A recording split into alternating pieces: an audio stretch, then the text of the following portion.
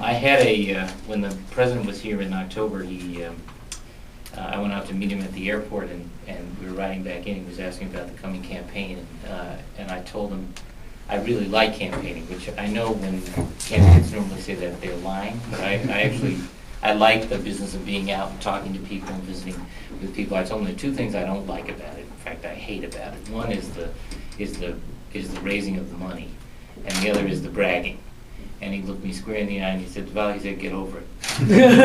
So I am not going to ask you for contributions, but let me brag first. Okay. So it goes without saying we're living through the worst economy in living memory, and I know very clearly how it has touched people's lives, their businesses, their expectations about the future, and so on. And of course, it's also touched every government, every state, every local government as well.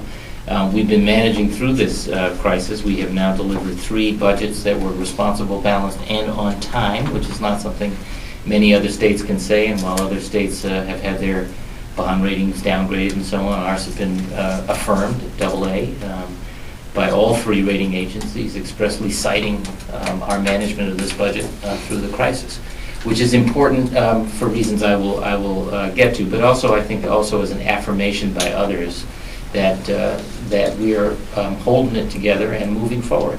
And notwithstanding the budget difficulties, which have produced some incredibly painful decisions. There are over 2,000 positions eliminated. We've imposed furloughs and pay cuts and freezes in other cases. We've gotten the first concessions from the public employee unions, I think, in the history of the Commonwealth. Again, just to keep it together.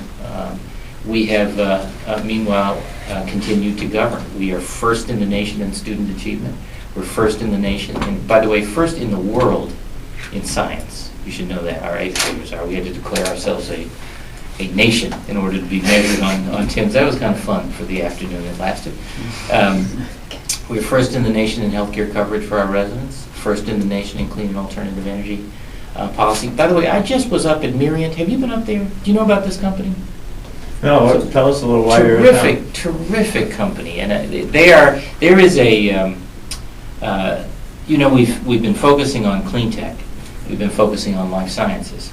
They touch in this company, which is one of the handful of companies doing alternative fuels from agriculture, so from wood chips and switchgrass and so forth. But that sector is happening, and manufacturing is coming back in Massachusetts in the last 2 months in that sector. That's the reason why. Some wonderful studies that Barry Bluestone out of Northeastern has put out recently.